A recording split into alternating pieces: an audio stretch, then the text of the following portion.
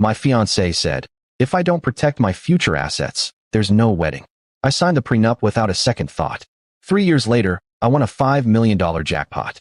When she asked for her share, I simply pointed to the clause she had written herself. Her lawyer went completely silent. I'm 32 now, though sometimes I feel closer to 60 after everything that's happened. I work in software development. Nothing glamorous, solid middle-class income. The kind of job where you make decent money, but nothing life-changing. I grew up without much, so my relationship with money has always been careful, maybe even anxious. That matters for this story. I met Rachel at a coffee shop in 2021. She was sitting at the next table, tapping her pen against her laptop screen, muttering at something. I didn't approach her. I'm not that guy. But she looked up, made a face at me about how slow the Wi-Fi was, and we ended up talking for 3 hours. She worked in marketing, had done well for herself, had a nice apartment in the city, and had this confidence I found magnetic. She was the kind of person who seemed to know exactly what she wanted. We dated for about 18 months before she brought up the prenup. I remember the night specifically. It was a Tuesday in April. We'd just finished dinner at her place, and she was sitting on the couch with her feet tucked under her, looking at me like she'd been rehearsing this conversation. I need to talk about something before we go further with the engagement, she said. My stomach tightened. Every guy knows what that tone usually precedes. Okay, I said, moving closer. What's on your mind? I've been thinking about this a lot, and I know it might sound cold, but I need you to understand where I'm coming from. I've worked really hard to build what I have, and I'm not saying I'm expecting us to fail. I'm not. But statistically, we probably will eventually, and I can't risk losing everything I've built. I remember nodding slowly, processing. The logical part of me understood immediately. She wasn't wrong. Her parents had gotten divorced when she was 16, and her mom had been financially destroyed. Rachel had watched that happen and built walls. So what exactly are you asking? I said, a prenup. Something that protects both of us, but especially my assets. If we divorce, you walk away with what you came in with, plus maybe something reasonable, depending on the length of the marriage. But my money, what I've earned, that stays mine. And here's the thing I need you to understand. She sold it well. She framed it as practical, not romantic. She made it sound like we were just being adults, like signing a prenup was the same as having an emergency fund or life insurance. And because I loved her, and because she was so certain about it, I believed her framing. If I don't protect my future assets, there's no wedding, she said plainly. I hope you understand that. I did understand it. Or I thought I did. I signed the prenup without a second thought. The wedding happened in 2023. It was beautiful, expensive, and intimate, just close friends and family. Her mom cried. My parents looked proud. Rachel looked stunning in white, and I meant every word of the vows I said that day. I genuinely believed we'd be different. I genuinely believed the prenup was just paperwork we'd laugh about someday when we were old. Update 2 years into the marriage, I did something I'd never done before. I bought a lottery ticket. Not a regular thing. I bought one at a gas station on impulse. I checked it 3 days later, standing in my office on a Thursday afternoon, and my hands started shaking so badly I had to sit down. $5 million. After taxes, after the infrastructure and logistics, and all the bureaucratic nightmare of actually claiming it, I'd walk away with approximately $3.2 million. Still an amount that could fundamentally change my life, that could change both our lives. I called Rachel immediately. You're not going to believe this, I said. What? What happened? I won the lottery. The lottery, Rachel. 5 million. Silence for about 2 seconds. Then she screamed. Actually screamed. Like when you see someone you love after years apart. That kind of scream. I could hear her telling her co-workers in the background, and I remember thinking, this is it. This is the moment where everything opens up for us. I went home early. She was already there, had left work, was sitting on the couch with a bottle of champagne sweating on the coffee table. She tackled me when I walked in, kissed me like she meant it, and we made love right there on the living room floor with our clothes half on. We can buy the house, she kept saying after. The one we looked at. The one in Westridge. Oh my God, we can finally buy it. We've been looking at houses for over a year. There was one we both fell in love with, a 4-bedroom colonial with this amazing kitchen and a backyard with mature oaks. It was listed at $1.2 million. We could never afford it on our combined salaries. But with this money, suddenly everything changed. We can do so much, I said, running my fingers through her hair. She was lying on my chest, the champagne making both of us loose and happy. A car, she said. A real car. Not something from 2019. Wherever you want to travel. Your parents need to retire. Can we help them? This last one got me. It was kind, which made me love her more in that moment. She was already thinking about my family. Yeah, I said. Absolutely. Whatever they need. We spent that night planning. It was beautiful. It was everything I thought having a lot of money would feel like. Possibility, freedom, the absence of worry. Rachel was glowing, and I was glowing, and we felt like the luckiest people in the world. The next morning, things started to shift. I was in the kitchen making coffee when Rachel came down in her work clothes, already showered and ready for the day. "I've been thinking," she said, pouring herself juice. "We should talk to a financial advisor about the money. Someone who can help us invest it properly, maximize returns." "Of course," I said. "I was going to suggest that too. And we should probably structure it carefully. For tax purposes. To protect it." "Yeah, sure. Whatever makes sense." She was nodding, but she had this expression, this focused, calculating expression that I'd seen before when she was working on a big campaign at work. This wasn't just planning. This was strategizing. "I have a lawyer I've worked with on some things," she said carefully. "From when I was dealing with some property issues. I should probably give him a call, just to make sure everything is above board." I remember this moment very clearly because something in my chest shifted. It was a small thing, but it was enough. "Why do we need a lawyer?" I asked. "I mean, the money is legally mine. I want it. We can just get a financial advisor and invest it."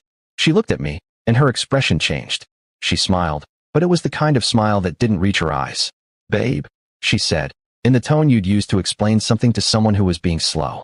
"Anything we acquire during the marriage is marital property. That's how it works. Any assets we build together." And then I got it. "Wait," I said. "Are you trying to say the lottery winnings are half yours?" "No, not half," she said, very carefully. "But they're part of our marital assets. And according to our prenup." "Your prenup?" I said.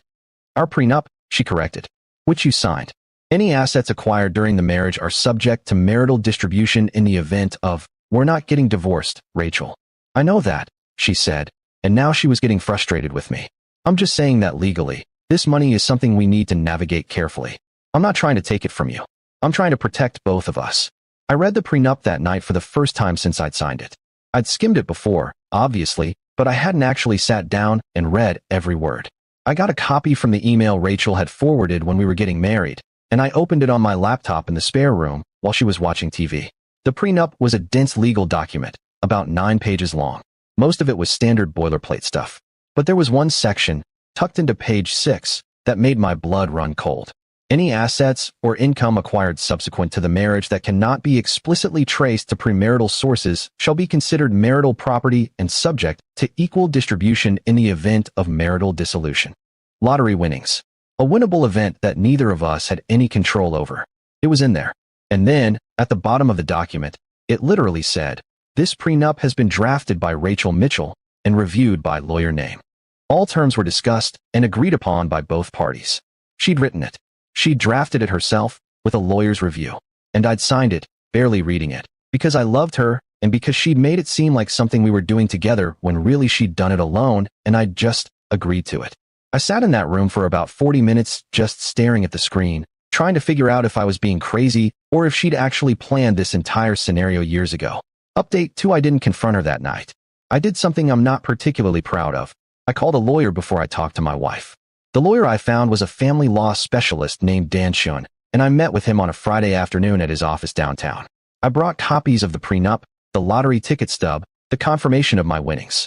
I laid it all out on his desk like evidence in a crime. "This is pretty straightforward," he said after about 20 minutes of reading. "And honestly, you're in a difficult position." "Difficult how?" "This prenup is airtight. It was professionally drafted, you signed it willingly, and you've been living under its terms without complaint for 3 years. If your wife tries to claim half your lottery winnings as marital property, the prenup explicitly says she can't." I felt a flood of relief so intense it almost knocked me backward. "So I'm fine? The money is mine." "The money is yours," he confirmed. "The lottery is considered a windfall, a one-time event, not earned income. And the prenup specifically protects that. You'll want to consult a tax lawyer about structuring it properly, but from a marital law standpoint, that money stays with you. Even if she fights it. And she'd lose. Badly. I paid his retainer and left the office feeling like I could breathe again. The weight that had been sitting on my chest since reading that prenup suddenly felt manageable. That night, Rachel was already in bed when I got home. I didn't wake her up. I got into the shower and stood under the hot water for a long time, trying to figure out what I was going to say. The next morning, I sat her down on the couch. She was drinking coffee, scrolling on her phone, completely unaware that anything was wrong. "I need to talk to you about the money," I said. She put her phone down. "Okay. I read the prenup last night. Her expression shifted. Just slightly, but I caught it. And I talked to a family law attorney. The prenup is clear that lottery winnings aren't marital property. The money is mine. She set her coffee cup down very carefully, like she was buying time to think. I wasn't trying to take your money, she said. No? Then what were you doing?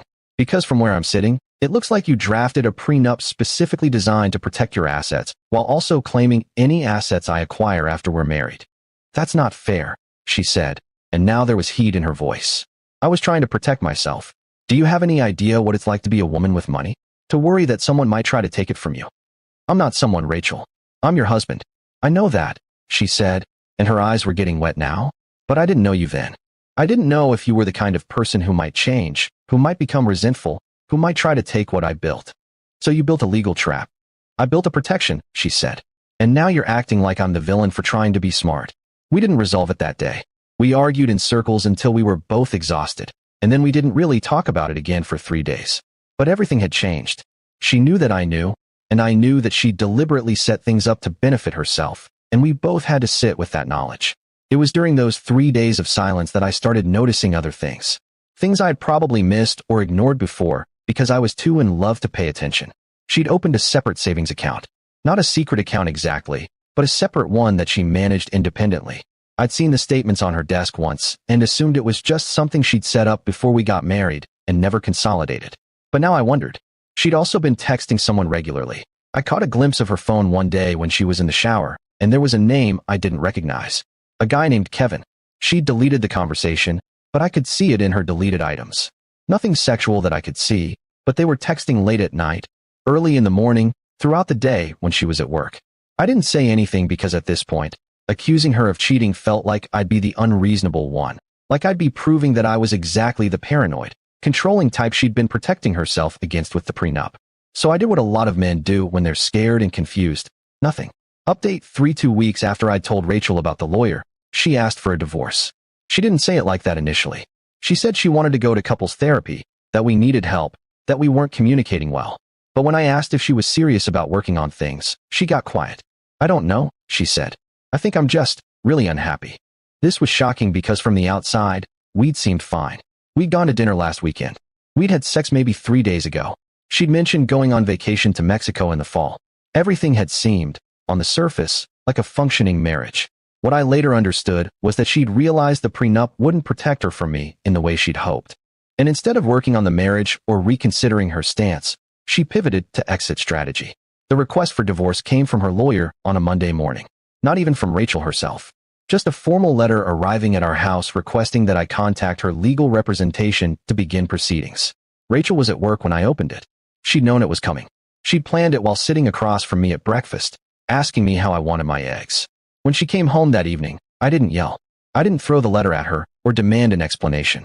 I just handed it to her and asked, very calmly, if this is what she wanted. I think it's best for both of us, she said. Because of the money. Not just because of the money, she said, but she didn't meet my eyes.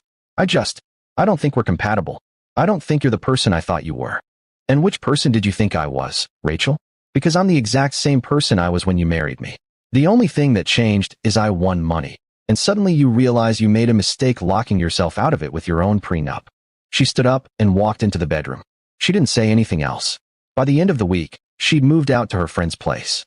By the end of the month, we were officially in divorce proceedings. And here's where it gets interesting. Her lawyer came after me hard. Not for half the money. They couldn't do that because of the prenup. But they came after me on other fronts. They claimed I'd been emotionally abusive. They claimed I had a substance abuse problem, which was completely false. They tried to paint me as someone who had married her for her money, someone who'd been resentful all along. None of it stuck, obviously, because none of it was true. And her lawyer must have realized fairly quickly that their harassment strategy wasn't going to work because my own lawyer started getting discovery documents that showed Rachel's communication with this Kevin guy, which turned out to be her coworker, who she'd been texting for months in ways that were definitely not just friendly. But more than that, her lawyer discovered something that completely derailed her strategy. She'd consulted with a different divorce lawyer 8 months before she even asked me for the divorce. There were retainer agreements, consultations about asset division, questions specifically about whether lottery winnings were considered marital property. She'd been planning to leave for months. She'd been researching how to take half my money long before I won it. And when she realized the prenup wouldn't work in her favor, She'd pivoted to just leaving and trying to make divorce look like something I'd driven her to. When my lawyer presented this evidence to her lawyer, there was a moment of silence. And then, very quickly, Rachel became willing to settle. Final update: the divorce was finalized 6 months later. Rachel got her own assets, her apartment, her car, and a settlement of $150,000 from me, which was honestly more generous than she deserved. She wanted to fight me on it, but her lawyer correctly advised her that fighting would cost more than settling, and she'd have no legitimate claim to my winnings. I kept the $3.2 million. I bought the house in Westridge, not with Rachel, but alone. My parents did retire, and I helped them set up a comfortable situation. I bought a new car, a Tesla, which is admittedly kind of boring, but it's what I wanted. I haven't dated anyone seriously since the divorce. I'm cautious now in a way I wasn't before. I read contracts carefully. I ask questions. I assume good faith, but verify everything in writing. Rachel married Kevin 11 months after our divorce was finalized. They had a wedding at the same venue where we'd gotten married. I know this because a mutual friend told me, and I spent about 30 seconds feeling something bitter about it, and then I let it go. She has her life. I have mine. The money is sitting in investments, growing quietly, and I don't think about her nearly as much as I used to. Therapy has helped with that. Processing the betrayal, the manipulation, the realization that someone I loved had calculated the entire relationship like it was a business transaction. That took time. What I learned is that loving someone and trusting someone aren't the same thing. I loved Rachel, genuinely and completely. But I didn't verify my trust with facts. I assumed she was being vulnerable when she was really being strategic. I assumed we were building something together when she was really just covering her bets. The prenup was never about protection. It was about control. It was about ensuring that no matter what happened, she'd come out ahead. And when that plan didn't work the way she'd hoped, she burned it all down rather than accept that she'd been wrong to hedge her bets against someone she'd married. I'm not angry anymore. Angry takes too much energy. But I'm also not naive. And I think that's okay.